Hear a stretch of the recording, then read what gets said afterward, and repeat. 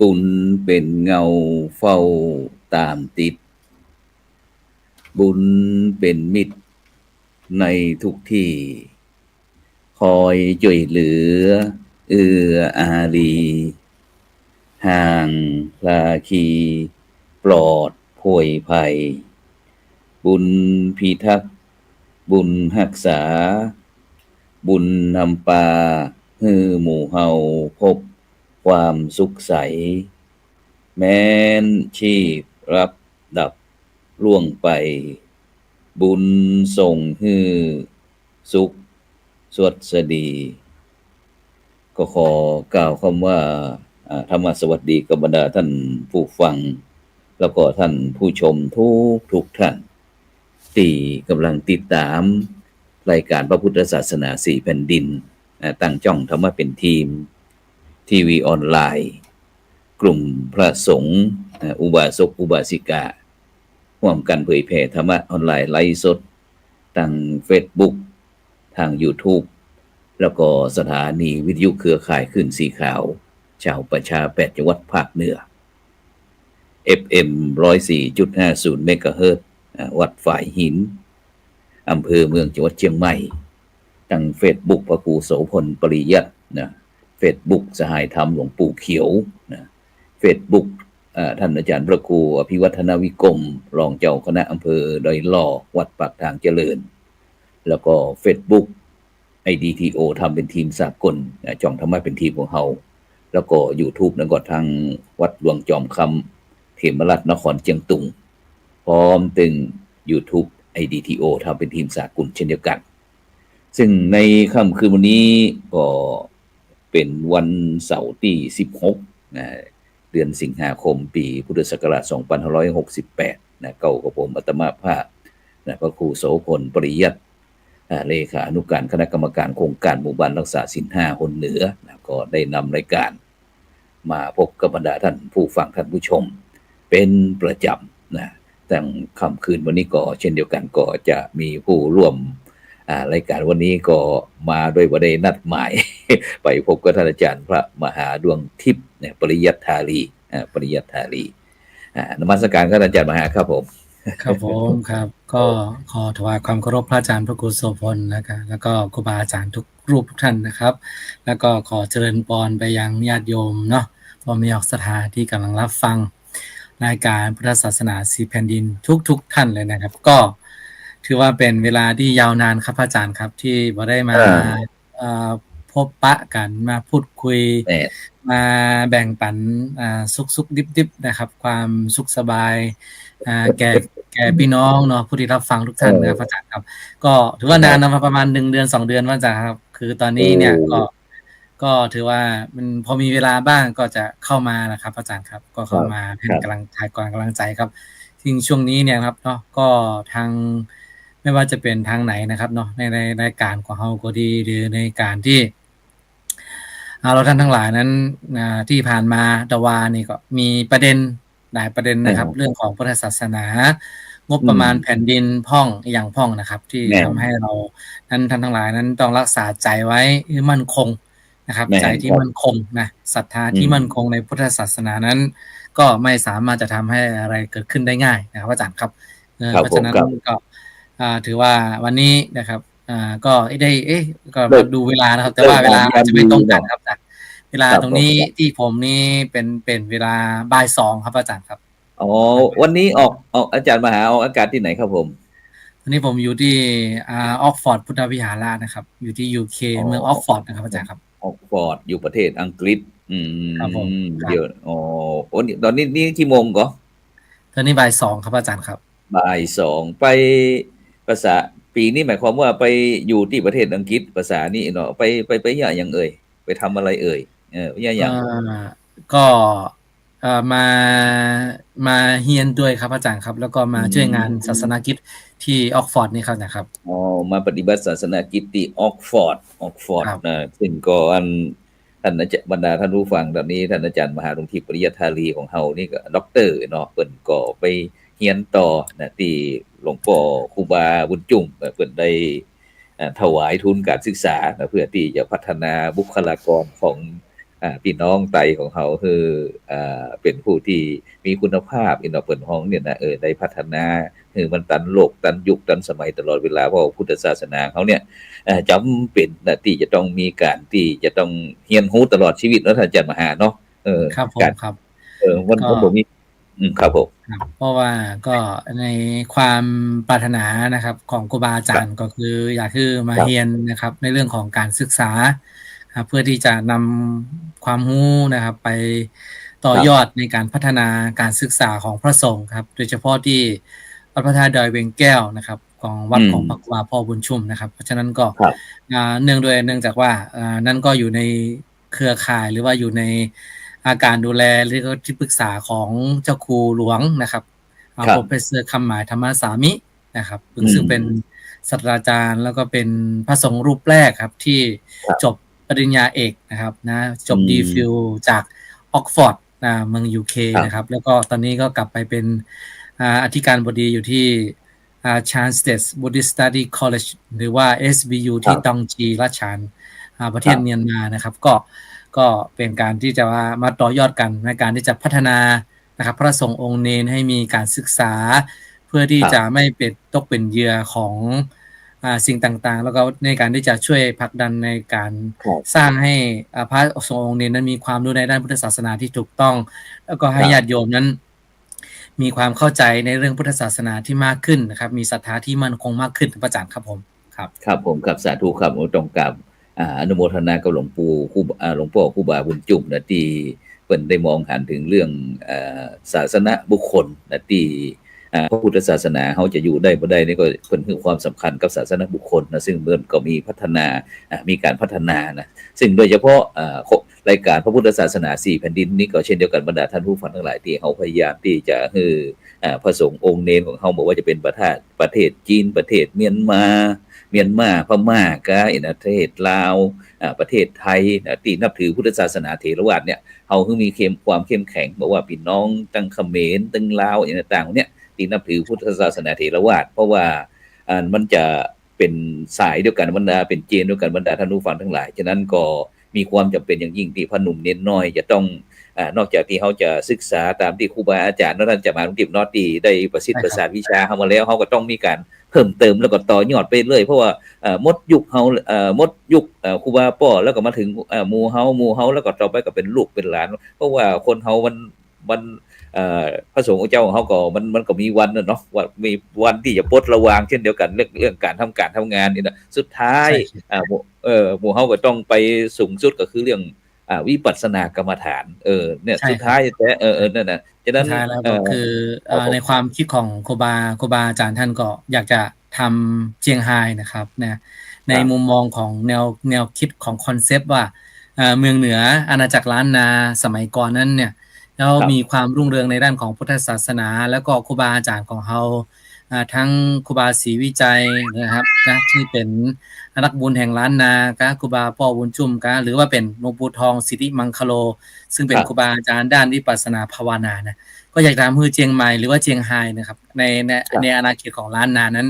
ซึ่งมีความเชื่อมโยงก็5เชียงในที่นี้ตอนนี้เป็น4ประเทศนะครับเชียงรายเชียงใหม่ก็เป็นประเทศไทยเชียงตุงก็เป็นประเทศพม่าเชียงรุ้งก็เป็นประเทศจีนนะครับเชียงทองหลวงพระบางณปัจจุบันก็เป็นประเทศลาวเนี่ยทำให้4-5เชียงตรงนี้หรือว่า4แผ่นดินตรงนี้ซึ่งมีความนับถือในคล้อยตามเทรวาทคำสอนของเทรวาทนั้นให้เป็นศูนย์กลางของเทรวาทโลกนะครับอาจารย์ครับเพราะฉะนั้นในอนาคตเนี่ยถ้าว่าเรามีบุคลากรมีครูบาอาจารย์มีญาติโยมนะครับที่ในการที่จะช่วยกันสนับสนุนคือการศึกษาตรงนี้มันเกิดขึ้นมาแล้วก็จะเป็นศูนย์กลางในการศึกษาล้านนาสตัดดี้ก็ว่าได้นะครับล้านนาเซ็นเตอร์ก็ได้อาจารย์ครับผมครับแม่นครับเพราะว่าลูกพระลูกเนรของเขานี่ก็คือศาสนาทายาทเนาะเขาจะมีศาสนาธรรมหลักธรรมคำสอนแล้วเขาก็ต้องมีศาสนาทายาทที่มีคุณภาพนะครับเพราะว่าถึงจะสามารถที่จะประคับประคองพุทธศาสนาให้อยู่ตลอดรอดฟังครบ5ปันพระภาษาโดยเฉพาะอย่างที่อาจารย์มหาดงติบได้เกินเมื่อกี้เนี่ยวันนี้ในปัจจุบันนี้เรื่องโซเชียลของเขานี่ก็ AI อย่างต่างๆนี่ก็รุนแรงนะซึ่งนี่ก็บ่งบอกเพราะมันก็เป็นการพิสูจน์นะท่านอาจารย์นั้นมหาเนาะเพราะว่าตามยุคตามสมัยอย่างเมื่อแต่ครั้งพุทธกาลนี่นะครั้งพุทธกาลนี่ก็ จีปะทะที่พุทธองค์พร้อมถึงพุทธสาวกอย่างต่างจะต้องผจญกับเรื่องอย่างเล่าต่างๆเนาะที่จะมาพยายามที่จะมาคัดขวางเรื่องการที่จะทำให้บรรลุพระอรหันต์แต่ในปัจจุบันนี่ก็เช่นเดียวกันกิเลสตัณหาโดยเฉพาะตัณหา3เหล่านั้นมันก็ยังมาภัยมันก็บ่หนีจากโลกเพราะว่าวันนี้มันเป็นสิ่งที่ธรรมดาท่านอาจารย์เนาะอาจารย์มองเรื่องโดยเฉพาะเรื่องปัญหากับยุค 5G ยุคใหม่ๆเนี่ยยุคโลกาภิวัตน์เนี่ยมันเป็นจะได้พวกในมุมมองของท่านอาจารย์มหาครับก็มุมมองก็คือมันก็มีเหรียญนะครับอาจารย์ครับเหรียญก็มีทั้ง2ด้านครับด้านที่ดีก็มีด้านที่เสียก็มีอยู่ที่ว่าเขาเนี่ยจะเอาด้านเป็น positive ฝ่ายดีหรือว่าเป็น negative ฝ่ายร้ายมาใช้นะครับอาจารย์อย่างปัจจุบันเนี่ยว่าอย่างเช่นเมื่อวานนี้ที่ตามข่าวเนาะในการที่จะอภิปรายเรื่องของงบประมาณของพุทธศาสนาเนาะของประเทศของเฮานะครับก็มีการมีเรื่องราวมากมายนะครับที่พูดถึงในเรื่องของว่าอย่างเช่นการที่เฮาไปไหว้สังเวชนียสถานนะครับซึ่งก็บางคนก็บอกว่ามันบ่คุ้มค่านะครับในการที่จะไปดูตรงนั้นใช้งบประมาณโดยที่ใช้ประโยชน์นะครับแต่ถ้าถามว่ามันก็มีถ้าว่าเปรียบเทียบกับศาสนาอื่นหรือว่าเป็นสิ่งศักดิ์สิทธิ์ที่อื่นนะครับเนาะเขาก็ยังมีงบประมาณสนับสนุนทางเฮาก็เหมือนกันก็ควรที่จะมีงบประมาณอย่างเช่นว่าในของหน่วยงานต่างๆนะครับเช่นมีการศึกษาดูงานไม่ว่าจะเป็นสสเองหรือว่าเป็นหน่วยงานต่างๆเนี่ยมันจะมีงบประมาณศึกษาดูงานในความมุมมองของผมเองว่าอย่างสมมุติว่าในของงบประมาณเนี่ยการไปศึกษาดูงานต่างประเทศหรือว่าไปศึกษาพุทธภูมินะครับเป็นออริจินัลพื้นดินของที่พระพุทธเจ้าได้บังเกิดขึ้นเนี่ยอุบัติขึ้นมาในโลกเนี่ยผมว่ามันก็เป็นสิ่งที่เมืองพุทธนะครับโดยเฉพาะเมืองพุทธนั้นต้องมีการสนับสนุนนะครับให้โอกาสไม่มากก็น้อยนะครับเนาะแล้วก็อย่างสมมุติที่พระอาจารย์ได้ถามว่า AI เนี่ยมันมีส่วนสำคัญในการที่ทำให้คนโลกเนี้ยคือโลกนี้เนี่ยมันมีความลับในโลกครับอาจารย์ครับเพราะว่าตอนนี้ AI เนี่ยมันก้าวไกลมากเขาอยู่คนละพื้นที่อยู่คนละส่วนก็ตามมีการปกปิดไว้จะใดก็ตามแต่ว่าสุดท้ายแล้วเนี่ย AI ก็สามารถที่จะสืบค้นรู้ความจริงมาได้ว่าเป็นจะใดในความจริงที่มันจะเกิดขึ้นนะครับอาจารย์ครับเพราะฉะนั้นเนี่ย AI นี่มันทำให้เราดีครับอย่างที่ธรรมะเป็นทีมของเราเนี่ยอย่างที่ญาติโยมกำลังรับฟังธรรมะนะทุกๆวันเนี่ยครับเนาะหรือว่าเป็นทุกๆรายการของธรรมะเป็นทีมที่ทำมากันต่อเนื่องตั้งแต่ปี2019นะครับจัดถึง2000ตอนนี้2025แล้วเนี่ยอาจารย์แล้วสภามันกี่ปีแล้วครับ6ปีนะครับอาจารย์เนาะ6ปีเนี่ยถ้าหากว่าบ่มี AI บ่มีเทคโนโลยีสมัยใหม่เนี่ยก็จะบ่มีช่องนี้เกิดขึ้นมาได้แต่เนื่องจากว่าของเราอาศัยเทคโนโลยีสมัยใหม่ครับในการที่จะใช้ช่องทางเป็นสตรีมยาร์ดบ้างใช้ช่องทางในการที่ Facebook ว่าในYouTube บ้างหรือว่าช่องทาง channel ต่างๆเนี่ยในการที่จะเผยแพร่ธรรมะให้ญาติโยมเนี่ยไม่ว่าอยู่ที่ไกลพระอาจารย์เนาะอย่างปัจจุบันเนี่ยอยู่ในคลื่นสีขาวเองสถานีวิทยุเองก็มาจอยกับธรรมะเปลี่ยนทีมเพื่อที่จะเป็นการรับฟังธรรมะโดยที่ว่าอาจจะคือชอบแนวไหนก็ไปฟังแนวนั้นได้นะครับซึ่งมันก็มีหลากหลายคือเราได้รับฟังอย่างตะวาเนี่ยผมก็ติดตามอยู่พระอาจารย์นะครับเนาะอย่างเช่นว่าอะไรนะธรรมะเพื่อประชาชนนะครับธรรมะเพื่อสังคมเงี้ยก็คือทำให้เห็นว่าในแต่ละมุมมองแต่ละวันแล้วแต่ละช่องทางเนี่ยเราจะเห็นว่ามันจะเป็นช่องทางที่ดีและช่องทางอีกประการหนึ่งที่เราจะเห็นว่ามันมีความเสียหายที่เกิดขึ้นมาที่ออกข่าวเปล่าๆกันนะครับว่าพฤติกรรมของพระสงฆ์เองนะครับมีการเสียหายอะไรต่างๆนี่ก็เป็นส่วนหนึ่งในการตรวจสอบพระอาจารย์ครับหากว่าบ่มีพวกเทคโนโลยีพวกนี้ก็ตรวจสอบยากมีมาแล้วก็ทำให้เราเนี่ยมีความเรียกว่าสมณสัญญาว่า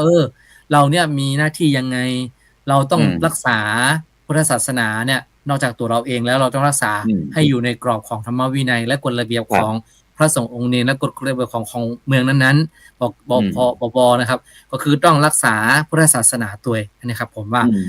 มันมีทั้งในแง่ดีอย่างญาติโยมเหมือนกันเรามี Facebook มีอย่างก็ถ้าลองพยายามสื่อพยายาม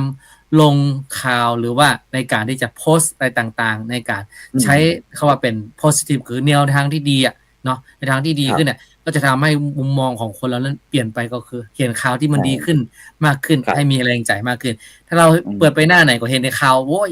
พระแม่เป็นอย่างนั้นหันข่าวอันข่าวบดีเนี่ยเออน่ะอาพบจารย์มันฆ่าทำให้เราฟ้าหมดแรงใจพบแกล้งครับกันยิงกันฆ่ากันอีกนะครับอาจารย์เนาะมันก็ยากคือจิตใจครับอาจารย์ ห่อเหี่ยวครับเพราะฉะนั้นคือพระพุทธองค์จึงบอกว่าเนี่ยการที่เขาเนี่ยต้องมีการคบค้าสมาคมนะคบค้าสมาคอืมในที่นี้เนี่ยมถ้ามองในคบฟ้าของกันเรื่องนิดอีหนอครับมุมมองของ AI หรือว่ามุมมองของเทคโนโลยีเนี่ยก็คือหมายความว่าให้เราเสพสิ่งที่มันบันเทิงใจให้เราเสอืมพสิ่งที่มันเป็น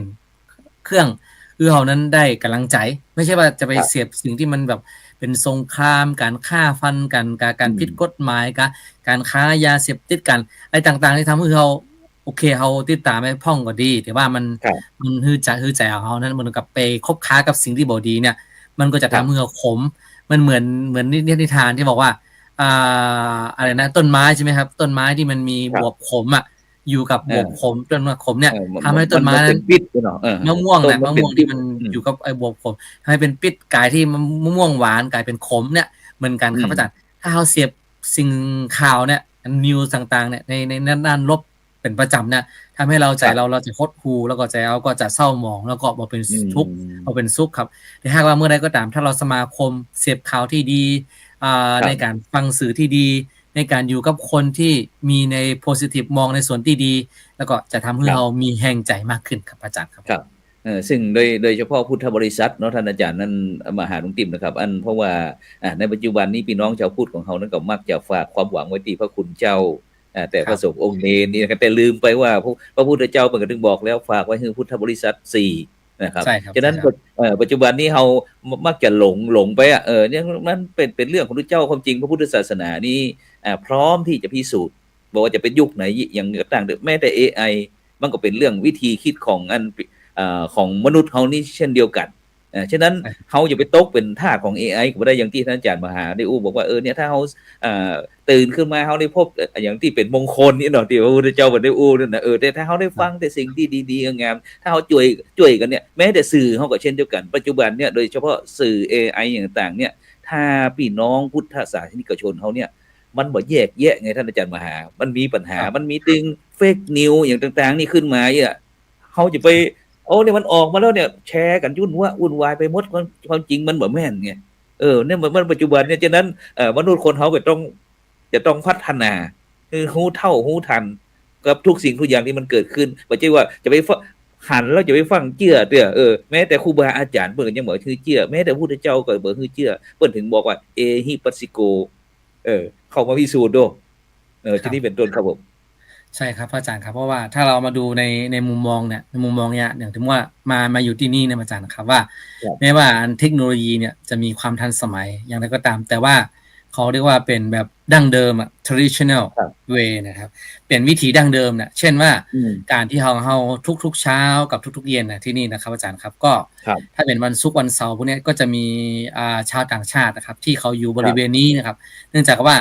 ที่ผมอยู่เนี่ยที่เมืองออกฟอร์ดเนี่ยจะมีวัดครับใครเยอะครับ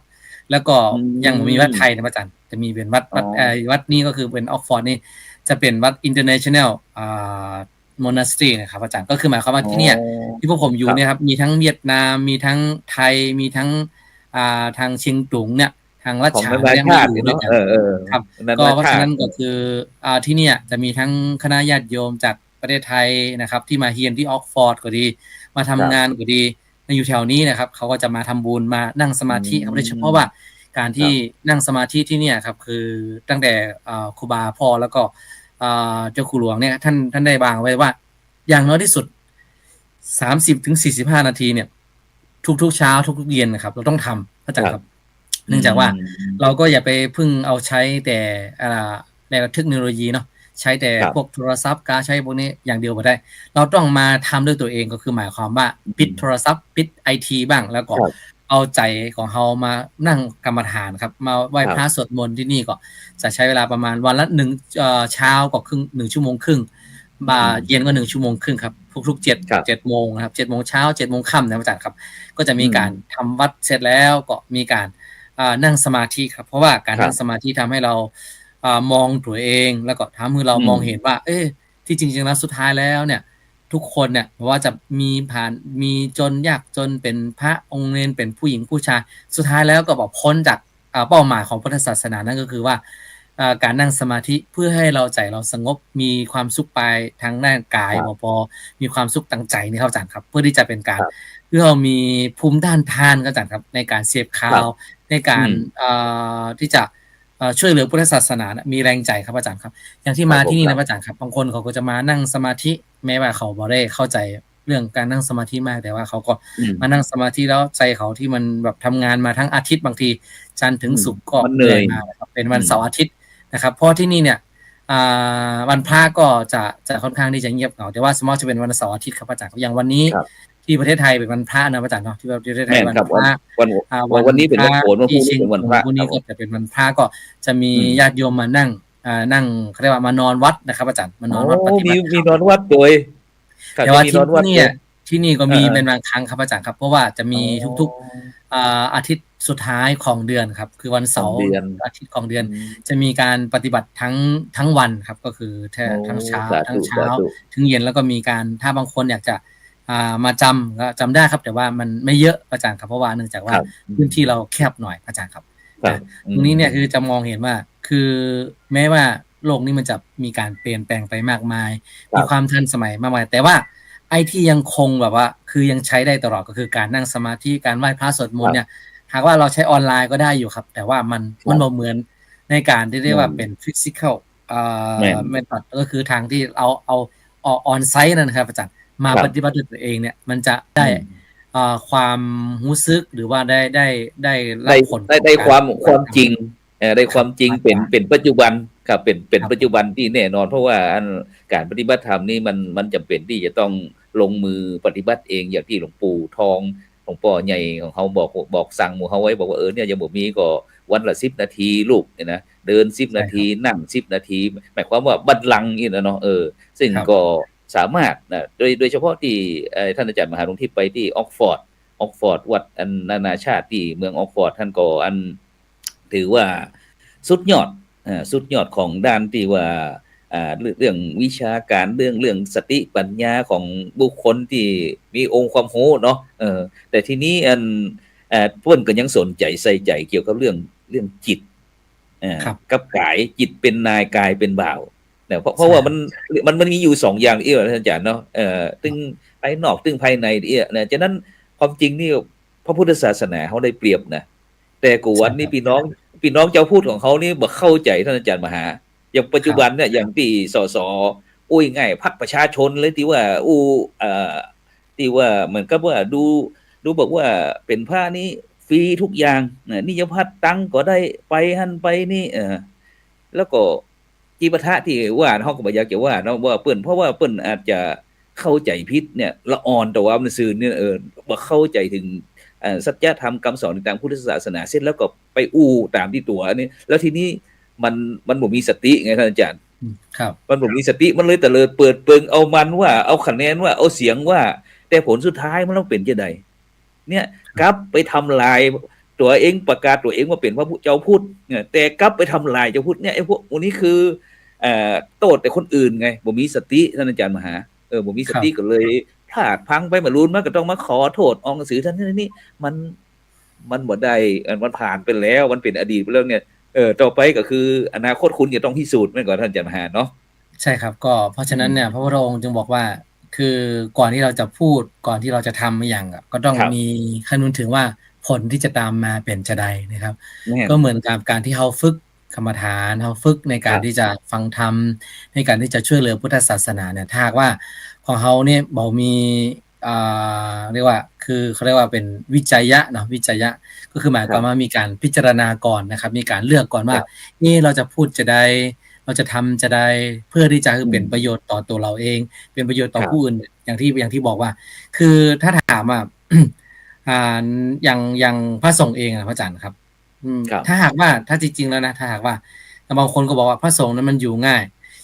จริงแล้วจะมีคนลาสิกขาไปอย่างพระอาจารย์ต้องมีคนบวชมากกว่าใช่ไหมครับสมมติประเทศไทยเนี่ยมันมีอยู่60 ล้านคนเนี่ย60 ล้านคนเนี่ยแล้วไอ้ที่มาเป็นพระเนี่ย300,000ถามว่ามันกี่เปอร์เซ็นต์ แล้วสามครัเสียบนี้มันไม่ใช่ว่ามีเฉพาะพระไทยนะครับพระที่เป็นอืมแบบว่าพระเป็นนานาชาติอืมที่มาอาใช่ศัยอยู่ในประเทศไทยก็มีนะแล้วอืมแล้วก็จะเป็นพระที่ว่าคือเขาเรียกว่าอะไรคือเป็นพระที่แบบว่าบวชตอนอายุมากอายุครับมากแล้วแม่นบางทีแม่นแม่นบอกว่าจะไปพึ่งที่ไหนแล้วนอกจากว่าที่อืมพึ่งบ่มีแล้วก็มาพึ่งทางพุทธศาสนาพุทธศาสนาครับให้ทั้งที่พักให้ทั้งทางด้านของกายให้ทางด้านของด้านจิตใจนะพระอาจารย์นะครับ ซึ่งครับถ้าเรามามองตรงนี้แล้วเนี่ยพุทธศาสนาเนี่ยถ้าเรามามองแล้วมีแต่จะทำคุณประโยชน์มากกว่าในการที่จะเป็นเรียกว่าเป็นตัวบ่อนทำลายนะประโยอืมชน์ของชาติหรือประโยชน์ของส่วนรวมนะพระอาจารย์ครับโดยส่วนเราครับสังเกตดูนะครับว่าโดยส่วนมากแล้วเนี่ยเราจะมองเห็นว่าพระสงฆ์นั้นอ่าจะอยู่ที่ไหนก็ตามนะจะเป็นครัเรียกว่าบเป็นประโยชน์มากกว่าบอลทำลายครับอาจารย์ครับคือถ้าเรามามองแม่นครับถูกในทางต้องครับ ที่เปรียบเทียบกันนะครับอาจารย์ครับครับแม่นครับโดยเฉพาะในปัจจุบันอย่างที่อาจารย์มหาหลวงติ๊บได้ยกตัวว่าประเทศไทยเขามีพระประมาณ2-3 แสนแต่มีประชากรเกือบ100 ล้านเนี่ยท่านอาจารย์ถ้าเขานึกถึงเรื่องการที่พระสงฆ์องค์เจ้าสักรูปหนึ่งหรือว่าน้องเนรรูปหนึ่งต้องไปเอ่อดูแลบริการเนาะพี่น้องพุทธศาสนิกชนเนี่ยรูปหนึ่งมันตกมันแบกมันหลายกันนะท่านอาจารย์มหาครับ ที่เขาจะต้องไปสั่งสอนได้ดูแล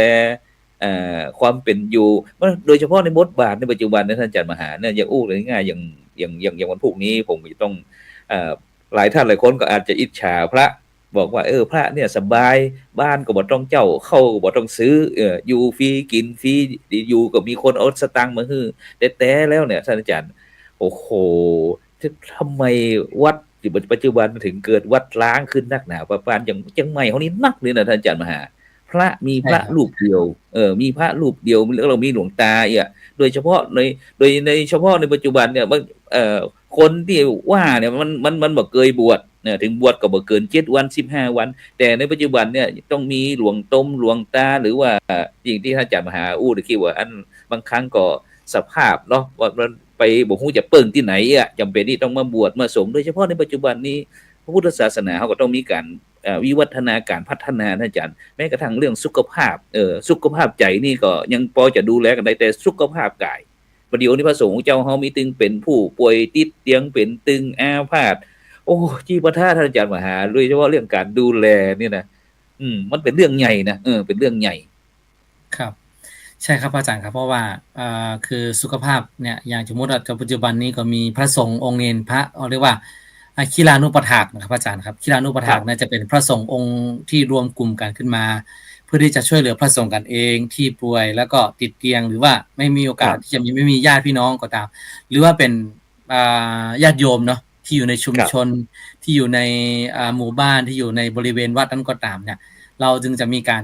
ไปดูแลนะครับเป็นการเยียวยาทั้งด้านร่างครับกายแล้วก็จิตใจตัวเองนะครับซึ่งอืมซึ่งข่าวๆพวกนี้ครับอาจารย์ครับก็มันมีอีกที่ข่าวหนึ่งที่วันก่อนที่เกี่ยวกับหลวงพ่ออลงกฎนะครับที่วัดพระบาทน้ำพุครับเนี่ยครับอาจารย์ครับซึ่งโอ้ท่านเรามามองบางครั้งก็อย่างนี้แหละครับคนเราส่วนมากเวลาเรามองกระดานนะครับอาจารย์ครับเราอืมจะมองไปที่จุดดำจุดเดียวทั้งที่กระแน่ดานข่าวมันมีเยอะอืมแต่ถูกว่ามองไปในต้องถูกต้องจุดเดียวที่มันเป็นข้อผิดพลาดอะไรเงี้ย อืมแต่ถ้าหากว่าเรามองในชุดขาวเนี่ยสิ่งที่ท่านทำมานะช่วยผู้ป่วยโรคเอดส์อะไรต่างๆเนาะถ้าเราจะมองเห็นว่าทั้ง20 ปีจริงๆแล้วเนี่ยเนาะโอ้ยง่ายนะไม่มีใครใช่วันกล้าทำ2 วันนะนะอาจารย์ท่านอาจารย์มหาใช่ครับเออมีใครที่จะเสียสละประโยชน์ของตัวเองเนี่ยเพื่อประโยอืมชน์ของคนหมู่มากนะมีใครครับถ้าคหากว่ารับอย่างที่ว่าบอกว่าโอ้มันเป็นผ้านี่มันอยู่สบายแล้วลองมาถ้าจะอู้ละคุณเนี่ยอยากจะคือพระศาสนาเป็นยังไงลองคุณอยากให้มาบวชสักพระเป็สามเดือนนแบบนั้น6 เดือนก่อนอยากให้พระเป็นแบบนี้นะเนาะอ่ามาบวชสัก3 เดือน 6 เดือนดูก่อนว่าเป็นจะได้ในการที่จะเรียกว่าอยู่แบบของสมณสารูปในการคล้อยตามหลักคำสอนอืมของพระพุทธเจ้าในเรื่องของศีลสมาธิและก็ปัญญาเนี่ยมันบ่จะอืง่ายๆนะมพระอาจารย์ถ้าง่ายครับจริงเนี่ยพระหนุ่มเน้นน้อยก็ดีหรือว่าคนที่ทิ้งวัดวาอารามไปมันจะไม่ค่อยมีพระอาจารย์ใช่ไหมครับบครับวชมาแล้วเนี่ยแม่นครับต้องอยู่แบบระยะยาวเลยแต่ว่าอันเนี้ยเนื่องจากว่าคนที่อยู่ได้เนี่ยต้องเป็นคนที่มีขันติบารมี คือคนที่อดทเสียสละนครับโอ้ในการง่ายๆที่จะเสียสละว่าครับความสุขจากฆราวาสเนี่ยส่วนตัวเช่นว่าการอืมเป็นเศรษฐีมีเงินมีทองมีบ้านมีรถมีอะไรหรูๆเนี่ยไม่มีเลยครับนะครับอาจารย์อยู่แบบสมถะอยู่แบบว่าคือสามารถที่จะประทังชีวิตตัวเองได้แล้วก็ทำให้สังคมที่อยู่รอบๆนั้นว่าจะเป็นวัดไหนชุมชนไหนก็ตามคือ สามารถที่จะก้าวต่อไปได้มีที่พึ่งทางใจมีที่พึ่งทางด้านร่างกายเนี่ยมันไม่ใช่ง่ายๆนะพระอาจารย์ครับเพราะว่าแม่อย่างนครับที่ว่ามันมี4ยากอย่างที่พระพุทธบอกว่า1การที่จะเกิดมาเป็นคนก็ยากแล้วนะครับเนาะอืมการเป็นคนแล้วการที่จะใช้ชีวิตเป็นคนแล้วให้มันถูกต้องทั้งในเรื่องของถูกต้องตามกฎหมายก็ดีกฎธรรมวินัยก็ดีครับครับให้เป็นคนที่เรียกว่ามีอยู่ปัจจุบันก็มีความสุขครับในอนาคตก็มีอืมความสุขเนี่ยมันจะง่ายแล้วก็ครับการที่จะได้ฟังธรรมของพระสัมมาสัมพุทธเจ้าก็มันไม่ใช่ง่ายแล้วก็การบวชนี่แหละนี่คือการบวชก็คือการที่เขาจะมาเข้ามาใกล้ๆพุทธศาสครับนานี่มันจะของง่ายถ้าหากว่าเราเห็นว่าเอ้ยพระเนี่ยมีประโยชน์แล้วเนี่ยผมว่าในอนาคตนะครับ พระเนรเนี่ยจะจะมีความเรียกว่าคือจะมีใจถอดใจบางคนอาจจะถอดใจว่าในเมื่อเราทำความดีมาขนาดนี้แล้วญาติโยมบอกมีความเห็นความสำคัญนะครับครับนะก็จะมุ่งที่จะมุ่งที่จะลาสิกขาเลยบอกโอ้ยในเมื่อเห็นคุณค่าอืมในตัวเขาเองก็จะลาสิกขาไปทำให้วัดวาเนี่ยแม่นจะขาดพระเนรมากขึ้นอาจารย์ครับถูกอันนี้ต้องเป็นในสิ่งครับผมที่น่าคิดแล้วก็น่ากังวลนะครับในอนาคตใช่แล้วครับผมครับนะครับครับครับฉะนั้นก็ที่ท่านอาจารย์มหาหลวงทิพย์ได้อู้ขึ้นมานี่ก็โอ้น่าคิดเด้อพี่น้องบรรดาท่านผู้ฟังทั้งหลายเพราะว่าในปัจจุบันเนี่ยส่วนมากเราสังคมของเราเนี่ยกำลังหลงทิศหลงทางเมามัดเมายิ่งกว่าเมาเหล้าเมายาก่อนปัจจุบันนี้ในสังคมเนาะโดยเฉพาะเมาเอไอโดยลืมความเป็นจริงไปนะความจริงเนี่ยเขาจะต้องอยู่กับตัวเขานะท่านอาจารย์มหาเนาะอย่างครับมีการจะต้องมีสติคอยควบคุมมีเพราะว่าปัจจุบันคนมันบอกปกติอาจารย์มหาครับคนบอกปกติเออบอกปกติจะได้ก็เพราะว่าเนี่ยปัจจุบันถึงเนี่ยอย่างไปโดยบางครั้งต้องออกมาขอโทษขอขมาขออภัยอย่างที่ลงไปเนี่ยฉะนั้นการควบคุมบอกว่าจะเป็นเรื่องศีลเนาะเรื่องศีลปัจจุบันนี้อย่างที่เมื่อซาว10 กว่าปี20 ปีก่อนเนี่ยประเทศไทยเขาก็มีปัญหาที่เรื่องกับความคิดคนไทยเขาที่แตกแยกกันเนี่ยก็เลยมีโครงการหมู่บ้านรักษาศีล5เข้ามาเนี่ยมีศีลสุขล้ำมีธรรมสุขเลิศเขามีถึงศีลมีถึงธรรมก็จะมีแต่ความล้ำเลิศซึ่งรัฐบาลสมัยนั้นได้มีการปฏิวัติรัฐประหารเข้ามาแล้วทีนี้ทำให้พี่น้องประชาชนเนี่ยมีความที่คิดเห็นแตกแยกกันแม้กระทั่งผู้นำก็บ่เชื่อฟังกันนะก็ต้องใจรักธรรมในทางพุทธศาสนาเนี่ยตั้งแต่เนี่ยใจยุทธศาสตร์ชาติ20 ปีนะอาจารย์แต่พอนี้เนี่ยเข้ามาเนี่ยมีคนหนุ่มไฟแรงอย่างเนี้ยที่ว่าอย่างกรณีอย่างตัวเนี่ยเข้ามาที่คุณบ่ได้ลงไปบ่มีประสบการณ์เนี่ยท่านอาจารย์ถ้าง่ายๆถ้าเป็นพระเขาบอกผมมีชั่วโมงบินนี่นะ ค ก็รับเลยอยากจะทำอย่างก็คือทำตามใจตัวเองอะแต่เขาบ่ได้มองตามความเป็นจริงว่าในปัจจุบันเนี่ยถึงแม้ว่าเขาจะมี AI มีอย่างต่างๆเทคโนโลยีต่างๆที่เข้ามาทันสมัยแต่อย่าไปลืมว่าสิ่งเหล่านี้มันเป็นน้ำมือมนุษย์ขึ้นทั้งสร้างขึ้นมาทั้งสิ้นทั้งหมดทั้งมวลเลยฉะนั้นเขาจะต้องบ่ตกเป็นเหยื่อของเทคโนโลยีเหล่านี้เฮาใจก็ใจคือพอประมาณใจในทางที่ถูกที่อาจารย์บอกว่ามันมีอยู่สองเหรียญสองข้าง2ด้านเนาะมีทั้งโทษมีทั้งประโยชน์ฉะนั้นมันอยู่ที่เฮาจะมีสติมีปัญญาขนาดไหนแม่นก็ใช่ครับอาจารย์ครับเพราะว่าคือทุกอย่างนะครับมันก็มีสองด้านเนาะครับคือหากว่าครับเราใจเป็นประโยชน์มันก็จะเป็นประโยชน์คือในทุกอย่างที่เป็นโครงการต่างๆอะไรต่างๆนะของไม่ว่าจะเป็นศาสนาไหนก็ตามนะครับผมไม่ได้มุ่งถึงว่าโดยเฉพาะศาสนาพุทธนะครับศาสนาแม่นอิสลามเองศาสนาคริสต์เองก็มีโครงการเช่นเดียวกันครับเพราะฉะนั้นพระอาจารย์ครับว่าในโครงครับการหนึ่งนั้นมันก็มีเป้าหมายแล้วก็มีการเรียกว่ามีการชี้แจงอยู่แล้วว่าเอาไปใช้อะไรยังไงบ้างนะครับซึ่งถ้ามันมีการชี้แจงมันมีเหตุผลแล้วก็แบบมีโครงการขึ้นมาเนี่ยก็จะบอกมีเรียกว่าเสนอก็มันก็บอกผ่านนะพระอาจารย์เนาะเพราะฉะนั้นก็ครับคือมันต้องมีที่มาที่ไปแล้วก็อย่างที่ว่าทุกๆปีนะครับเราจะเห็นว่าถ้าเป็นถึงช่วงของถ้าเราพูดถึงศาสนาอื่นเนี่ยจะเป็นว่าไปสมมติเราของชาวพุทธเราเนี่ยก็คือเป็นช่วงพวกธันวามกรากุมภาเนี่ยจะเป็นช่วงที่ชาวพุทธส่วนมากแล้วจะไปนะครับไปกราบไปบำเพ็ญสมาธิบำเพ็ญได้ว่าครับบารมีที่อินเดียหรือสังเวชนียสถานนะครับแต่หากครับผมว่าถ้าเรามามองในศาสนาของศาสนาอื่นเนี่ยก็จะไปที่เมกกะนะซาอุดิอาระเบีไปยไปที่กรุงโรชุมมห้องนุมกันครับอืมแล้วก็หรือว่าถ้าไปที่แถว วาติกันนะครับศาสนาคริสต์อย่างเงี้ยก็วาติกันไปเพื่อที่จะไปการคือการนับถือศาสนาการนับถือเราบอกว่าของใครก็ดีทั้งนั้นแหละครับดีคนละส่วนนะครับดีคนละส่วนแม่นทีนี้เราจะมองยังไงล่ะในเมื่อว่าในเมื่อเราอ่ะก็เหมือนกับประชากรอ่ะเราเยอะอ่ะเอาเราเปอร์เซ็นต์เราเยอะเนี่ยมันก็ต้องมาทางคนเหมือนกับการสนับสนุนโครงการต่างๆเนี่ยเราก็จะมองที่ว่าความคุ้มค่าประชากรอ่ะจำนวนเท่าไหร่ใช่ไหมครับมันจึงจะเฉลี่ยอย่างกันไปถ้าหากว่าเรามองงั้นนะเอาบอกทำไมมันบอกว่าไม่คุ้มค่าไม่อะไรต่างๆแต่ว่าทั้งโครงการต่างๆเลยเช่นการปฏิบัติธรรมหมู่บ้านศีล 5ที่เอ่ยถึงนะครับที่อาจจะท่านตัวแทนของสสจะเอ่ยถึงว่าโครงการปฏิบัติธรรมโครงการสังเวชนียสถานโครงการหมู่บ้านศีล 5นะครับก็มีส่วนนะไอ้ตัวเนี้ยหากว่าเรามามองลองมองดูดิว่าหมู่บ้านศีล 5เนี่ยเช่นพระอาจารย์เป็นเลขาของหมู่บ้านศีล 5ของภาคเหนือเนาะคนเหนือเนี่ยพระอาจารย์ลองไปดูว่าในเราแต่ละที่ที่ไปเนี่ยทำให้เกิดความพร้อมเพรียงของชุมชนเกิดเรียกว่าสินค้าโอท็อปเกิดความนวัตกรรมพระอาจารย์ครับนวัตกรรมภูมิปัญญาเนี่ยที่ผมไปตามที่พระอาจารย์ได้เห็นนักป้าเลยครับพระอาจารย์มหาครับเรื่องโดยเฉพาะเรื่องภูมิปัญญาศิลปะวัฒนธรรมต่างๆแต่ไอ้พวกสสเหล่านี้มันบ่เคยลงไปเลยแต่มันเป็นมโนฟังคนนั้นฟังคนนี้แต่บ่เคยลงไปเลยอย่างวันก่อนที่เฮาไปลงที่เวียงป่าเป้าบ้านสันนี่นะมันเป็นตึงเฮาได้รู้ถึงเรื่องความเป็นไปเป็นมาของหมู่บ้านว่ามันมีเก้าเงามาจะใดเก้าเงาแล้วก็มีไขพ่องที่เป็นผู้นำเป็นอดีตต่างๆแล้วก็มีภูมิปัญญาอย่างสัมมาอาชีพจีปะทะเฮาโครงการเปิ้นแม้กระทั่งยาเสพติดเรื่องความร่วมมืออสมรพสตชุดชลบเรื่องความสงบเรื่องความสงบทุกสิ่งทุกอย่างแม้กระทั่งมีความคิดเห็นที่แตกแยกกันต่างๆเนี่ยท่านอาจารย์ครับมันเหมือนกับว่าเป็นศูนย์ไกลเกลี่ยชุมชนที่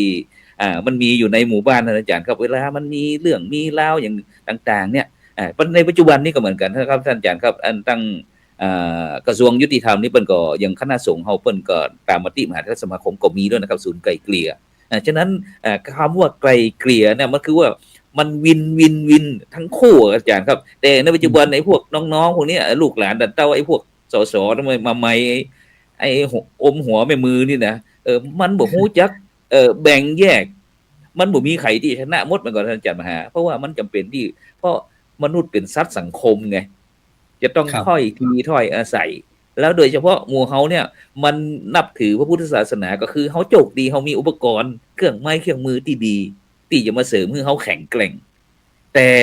กลับทำร้ายตัวเองบางครั้งนิ้วมือมันเน็บชาดีไอ้หมู่นี้มันจะไปตัดนิ้วมือมันขว้างกันนะแต่มันบ่หาสาเหตุต้นสายปลายเหตุว่ามันเกิดจากอย่างนิ้วทำไมมันชาขาทำไมมันชาแขนมันทำไมเป็นอัมพฤกษ์อัมพาตอย่างต่างๆเนี่ยฉะนั้นเราจะต้องศึกษาให้มันรอบคอบทุกมุมทุกด้านแม่นกับอาจารย์มาใช่ครับก็คืออย่างที่ว่าให้เรามองทุกอย่างว่ามันก็มีในส่วนที่เขาเรียกว่าอะไรคือไม่ว่าจะเป็นในในในองค์กรไหนก็ตามในบุคคลไหนก็ตามนะครับมันก็ต้องมีทั้งที่ว่าคนที่มันมีประโยชน์นะครับแต่ว่าเรามองว่ามันมีประโยชน์มากน้อยเพียงใดนะครับอย่างเช่นว่าเช่นนักการเมืองเองหรือว่าสสเองนะครับที่มีพฤติกรรมหรือว่าไอ้สิ่งที่ไม่น่าพึงปรารถนามันก็มีเนาะพระอาจารย์ครับเนาะแล้วก็แต่ว่าเราส่วนมากว่าที่อยู่นั่นน่ะสมมุติว่ามันมีอยู่ 400-500 เนี่ยเอาคุย 2-3 คนนั้นมันบ่ดีก็เป็นอย่างแต่ว่าเอาคนที่มันดีเนี่ยมันก็มีอยู่แล้วนะพระอาจารย์ว่าที่จะในการที่จะช่วยเหลือเพื่อประชาชนเองช่วยเหลือเพื่อประเทศชาติเองเนี่ยครับมันก็มีอยู่แล้วนะอาจารย์เพราะฉะนั้นก็คือเช่นเดียวกันครับในเมื่อเราเป็นชาวพุทธเนี่ยเขาบอกเลยว่าต้องอยู่ด้วยปัญญาอาจารย์ครับอยู่ด้วยปัญญาคือหมายความว่าไม่ใช่ว่าจะมาตัดสินอะไรที่มันจากการที่เราเห็นแค่แป๊บเดียวหรือว่าการที่เราเสพข่าวมาเพียงแค่ข้างเดียวนะแต่ว่าเราต้องมองว่าปัญญาเขาจะเกิดขึ้นเนี่ยจะเป็นจะได้แล้วผลดีผลเสียมันจะเป็นจะได้ครับในครอบครัวเราเองกับพระอาจารย์เช่นเดียวกันครับถ้าว่าในครอบครัวเราเองเนี่ยเราก็มีไม่ว่ามีลูก2คน3-4 คนนะครับยังบอกได้สามารถที่จะทำให้ลูกทุกคนนั้นเชื่อฟังหรือว่าทำเหมือนที่เราต้องการได้ทั้งหมดเพราะฉะนั้นคือเราก็เช่นเดียวกันว่าเราจะต้องมองด้วยปัญญาว่าทำจะได้นะครับในการที่จะทำให้สิ่งต่างๆนั้นเป็นไปด้วยดีด้วยปัญญาบ่ได้ใช้อคติในการที่จะทำให้สิ่งเหล่านั้นเนี่ยเพียงแค่สิ่งเดียวแล้วก็ทำให้มันเสียทั้งหมดนะครับอาจารย์ครับแม่นครับถูกต้องครับเพราะว่า จำเป็นอย่างยิ่งที่เราจะต้องมีการพัฒนาโดยสติเรื่องปัญญาปัญญาจะเกิดขึ้นได้จะได้นะอย่างที่เรา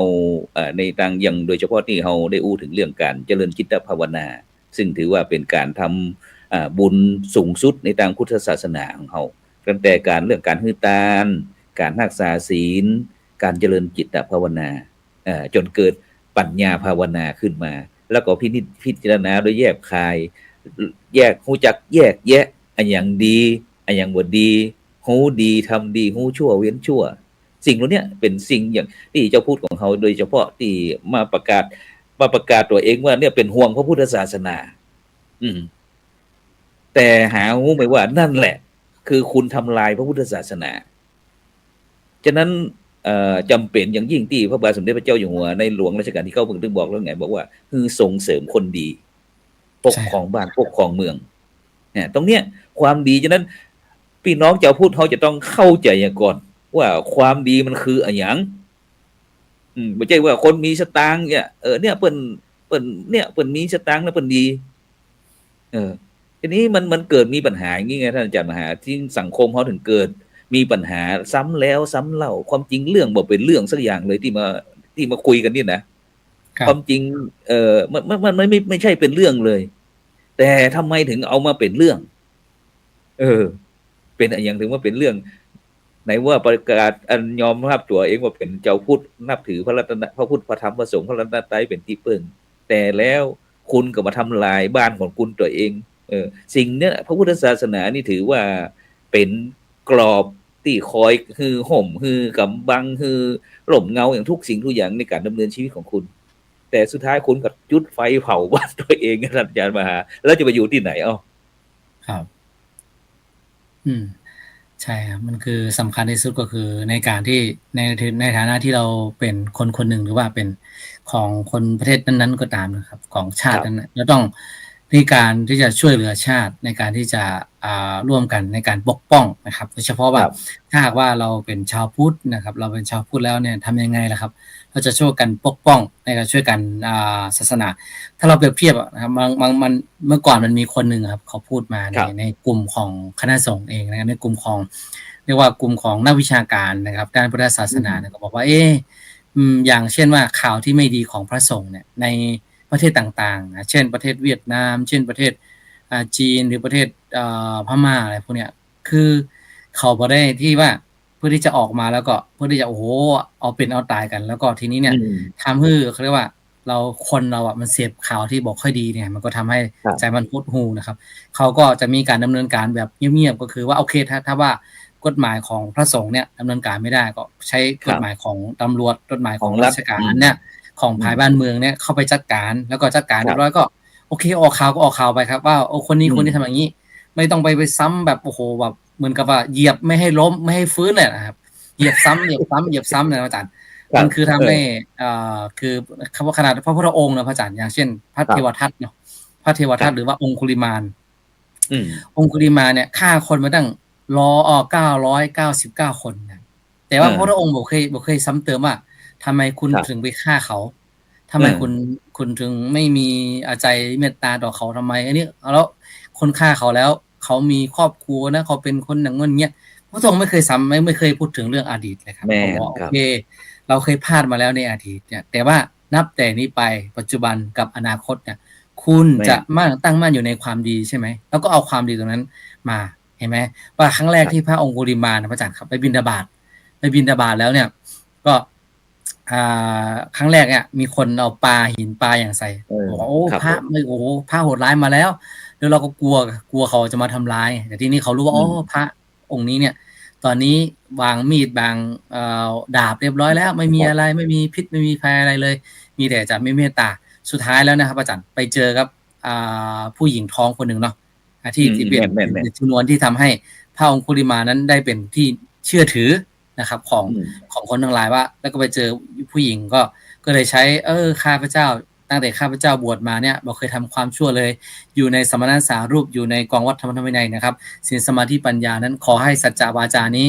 จงให้ผู้หญิงคนนี้คลอดโดยง่าย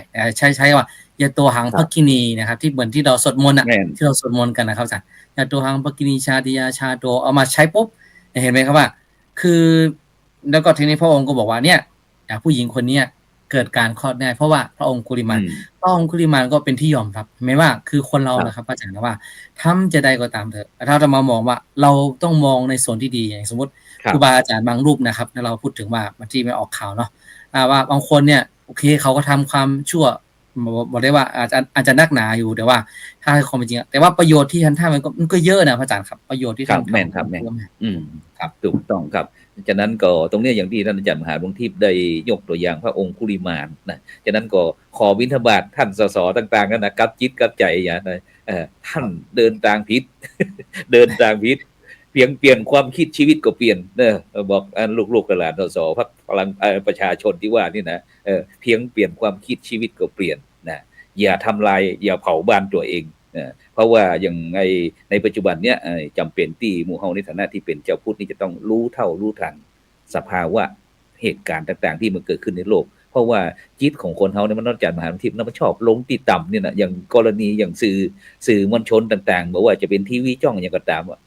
ชอบเอาข่าวที่บ่ดีมาเนี่ยนั่นอาจารย์ถ้าข่าวดีๆเยอะแยะมากมายอย่างโครงการวัดประชารัฐสร้างสุขหมู่บ้านรักษาศีลห้าบอกเคยมีจ้องไหนเอาไปลงเลยท่านอาจารย์มหา อืม เนี่ยความจริงไปพอดูไปพอเจ้าบ้านเนี่ยโอ้มีความสุขมีความเนี่ยเขาบ่ส่งเสริมคนดีไงท่านอาจารย์มหาหมู่บ้านรักษาศีลห้าเนี่ยกว่าเขาจะได้เป็นหมู่บ้านต้นแบบนี่นะถือว่าไม่ธรรมดานะอาจารย์มันจะต้อง ต้อง มี ผ่านกระบวนการ ประ ใน เมิน การ ครับ ใน กฎ การ ระ ตรว เบีย จ บ สอบ ต่างๆครับผมเนี่ยจำเป็นที่ว่าสื่อต่างๆของคนไทยเนี่ยถ้าเฮาฮักประเทศไทยฮักอย่างต่างๆพุทธศาสนาจำเป็นที่คุณจะต้องมาคิดเปลี่ยนปัจจุบันที่คุณทำงานเหมือนกับว่าเห็นแก่อามิตสินจ้างนะอาจารย์ อืมเป็นเกรดเรตติ้งคือถ้าข่าวไหนที่มันเป็นเรตติ้งเยอะเนี่ยก็ทำไปเรื่อยๆครับแต่หารู้ไหมว่าเนี่ยเผาบ้านเผาเมืองตัวเองทำลายตัวเองอย่างประเทศที่เพิ่นเจริญนะท่านอาจารย์มหาเปิ้นอย่างที่อาจารย์ยกตัวอย่างที่ว่าเปิ้นบ่เคยเอาข่าวอย่างที่มันเหมือนนี้เปิ้นเอาแต่เรื่องโดยเฉพาะเรื่องมันสมองเนาะอย่างเทคโนโลยีผลิตอย่างขึ้นมาอยากทำแบบนั้นทำแบบนี้แล้วเด็กละอ่อนก็จะได้เอาไปเรียนรู้โดยเรี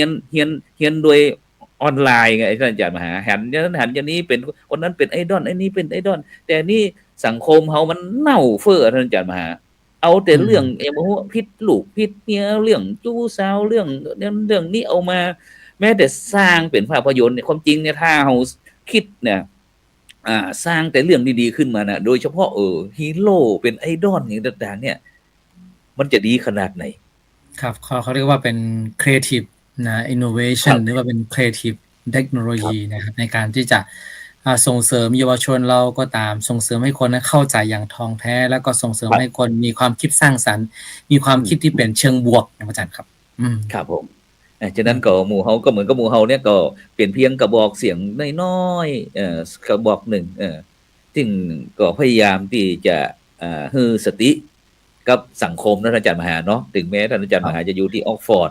แล้วก็ผมนี่จะอยู่ที่เมืองเชียงใหม่นะแต่ก็คือมีความปรารถนาดีมีความฮักความปรารถนาดีต่อพี่น้องร่วมโลกบ่ได้แยกชั้นวรรณะบ่ได้แยกเชื้อชาติศาสนาต่างๆแต่เฮาอยากให้สังคมโลกเนี่ยอยู่ร่วมกันแบบสันติสุขมีความกลมเกลียวสมัครสมานสามัคคีกันอยู่ที่ไหนก็มีแต่รอยยิ้มอย่างต่างๆอย่างโดยเฉพาะประเทศไทยเฮาเนี่ยไผก็อิจฉาเปิ้นวาสนาดีลูกเกิดเป็นคนไทยแต่มันมีข้อแม้วงเล็บพันน้อยแต่นะซึ่งวันไหนเดี๋ยวเฮาจะมาอู้กันฉะนั้นเป็นจังได๋พ้องไปอยู่ออกฟอร์ดเล่าผู้ฟังพ้อง เดี๋ยวจะใกล้จะหมดเวลาแล้วเหลือมา 3-4 นาทีก็ถือว่าโอเคครับเพราะว่าที่นี่ก็จะเป็นมันเรามาอยู่ในขนาดว่ามาอยู่เป็นวัดเนาะครับเป็นชุมชนก็มีชุมชนที่ส่วนมากแล้วที่จะมีคนเข้ามาแล้วก็มานั่งสมาธิไหว้พระแล้วก็มาศึกษานะครับอาจารย์ครับศึกษาเกี่ยวกับพุทธศาสนาว่า